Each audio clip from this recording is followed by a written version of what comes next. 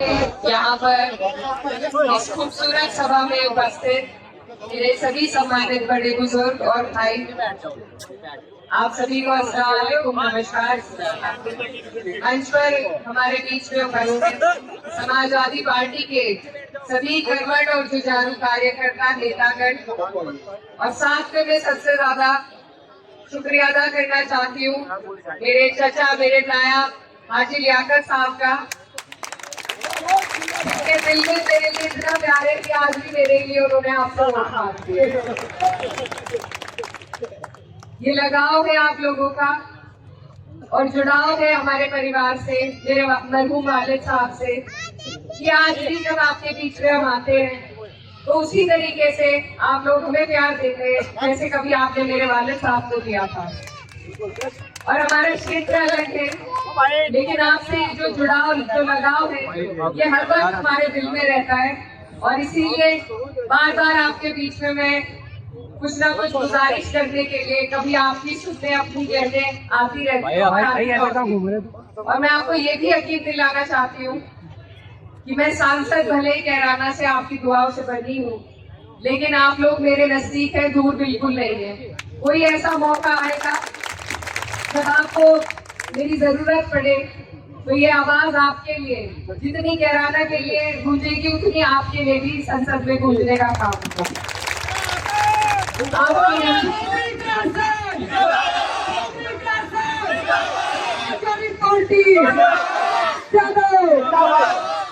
आपके यहाँ मेरे मरहूम वालिद का वो वक्त बीता है जो बिल्कुल आखिरी था।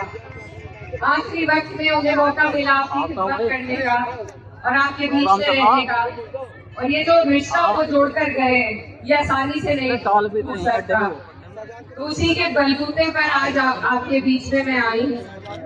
और मैं आपको ये भी याद दिलाना चाहती हूँ कि जब मेरे वालिद साहब आपके बीच में काम किया करते थे, समाजवादी पार्टी ने जब उनके हाथों को मजबूत कर रखा था आप लोगों की वजह से, तो उनके ताकत का एहसास उनके एक एक कार्यकर्ता, उनके एक एक साथी को होता था। तो जिस पार्टी ने मेरे वालिद को मजबूती देने का काम किया था, आज जरूरत है हमें कि हम ऐसी पार्टी का साथ दें जो हमारे हिमायती हो, हमारी बात करती हो, हमारे लिए योजनाएं ऐसी बनाती हो कि हमारे बच्चों का मुस्तकबिल सुधर सके। आज 10 साल हो गए इस सरकार को, लेकिन किसी भी वर्ग के लिए, किसी भी जाति के लिए इन्होंने कोई ऐसी योजना ये लेकर नहीं आए कि किसी का भला हो सके। यहाँ पर आपके यहाँ जो मोरना मिल है, उसका भी विस्तारीकरण 10 साल से ये करवा नहीं पाए। तो इनकी सारी बातें झूठी है, फर्जी है, और इनके पास कोई योजना आपके हमारे लिए नहीं है। इसका जवाब इन्हें जनता ने लोकसभा के चुनाव में भी दिया। हमारे 37 MP आप सबकी मेहनत से जीत कर पहुंचे हैं। अब ये जो गति पार्टी को मिली है, इसको बरकरार रखना है आपको और हमें मिलकर, क्योंकि सिर्फ समाजवादी पार्टी ऐसी पार्टी है जो आने वाली 27 में भाजपा को हराकर अपनी सरकार बनाएगी इंशाअल्लाह। और ये चुनाव उससे दूर नहीं है। 27 का रास्ता इसी उपचुनाव से निकल करके आएगा। पूरा देश इस चुनाव पर, पूरे देश की नजर है।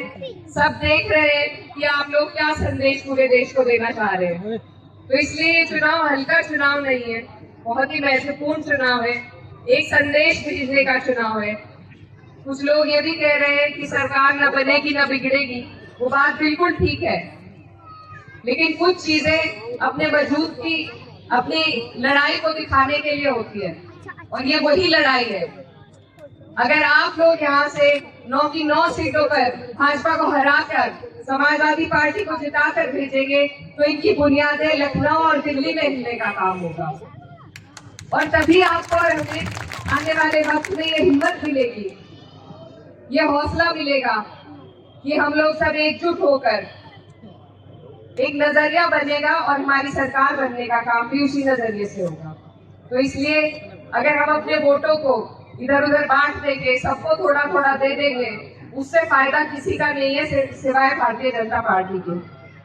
तो इसलिए आप लोग सब समझदार हैं, राजनीति में मुझसे ज्यादा आप लोग सब जानकारी रखते हैं। आप जानते हैं उत्तर प्रदेश की राजनीति में कौन लोग आगे हैं, कौन पीछे हैं। हमें जरूरत है कि हम अपनी हिस्सेदारी सही जगह पर रखें। तो इसलिए आप सबसे मेरी अपील है, गुजारिश है कि ये मौका आपके हाथ में है पूरे देश को एक संदेश देने का, और इस मौके से आप बिल्कुल ना चूके। वैसे भी ये उपचुनाव है, इसमें सरकार हर हथकंडा आजमाएगी वोट को रोकने के लिए, आप लोगों को बूथ तक ना पहुंचने दे। अगर इस बीच में हमारे वोट भी इधर उधर सब जगह बटेंगे तो फिर इस चुनाव को और आगे भी चुनाव को कोई नहीं बचा सकता। तो इसलिए आप सबसे मेरी अपील है कि इस चुनाव को बहुत संजीदगी के साथ आपने और एकजुट होकर और बिरादरियों को, 36 बिरादरियों को जोड़ने का काम करें। मैं जीता जागता सबूत हूँ आपके सामने कि कोई भी चुनाव किसी एक बिरादरी के बलबूते पर नहीं जीता जाता, और हमारे देश में आज भी ऐसे लोग मौजूद हैं जो अमन पसंद हैं, जिन्होंने मुझे अपना आशीर्वाद देकर संसद तक पहुंचाया, वरना मेरा कोई समीकरण नहीं था, ये आप जानते हैं।